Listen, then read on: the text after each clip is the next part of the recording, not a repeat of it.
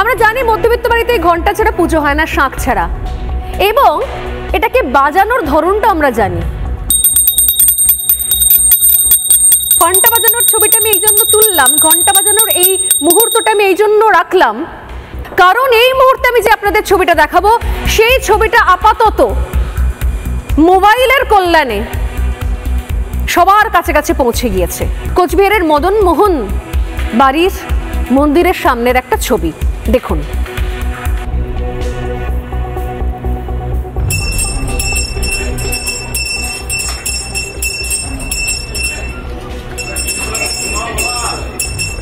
কোচবিহারের মদন মোহনের বাড়ি, সেই মন্দিরে গেছেন মমতা বন্দ্যোপাধ্যায়, রাজ্যের মুখ্যমন্ত্রী, মাননীয় মুখ্যমন্ত্রী, এবং তিনি গিয়ে সেখানে ঘন্টা বাজাচ্ছেন, তিনি আরতি করছেন। আমি জানি না কোন বাঙালি বাড়িতে ঘন্টাটা এমনি এমনি করে ঘোরানো হয়, আমি জানি না, মানে যদি আমার অজ্ঞতা থাকে তাহলে আপনারা জানলে আমাকে প্লিজ রেকটিফাই করে দেবেন। আমরা তো অভ্যস্ত এটা দেখে দেখে। মমতা বন্দ্যোপাধ্যায়ের একটা অভ্যেস রয়েছে, তিনি নতুন কিছু তৈরি করতে চান, তিনি কখনো নতুন শব্দ তৈরি করতে চান, তিনি কখনো নতুন ভাষা তৈরি করতে চান, তিনি কি নতুন মন্ত্র তৈরি করতে চাইছেন? এইটাকে নতুন ট্রেন্ড তৈরি করছেন মমতা বন্দ্যোপাধ্যায়, নতুন ট্রেন্ড তৈরি করছেন।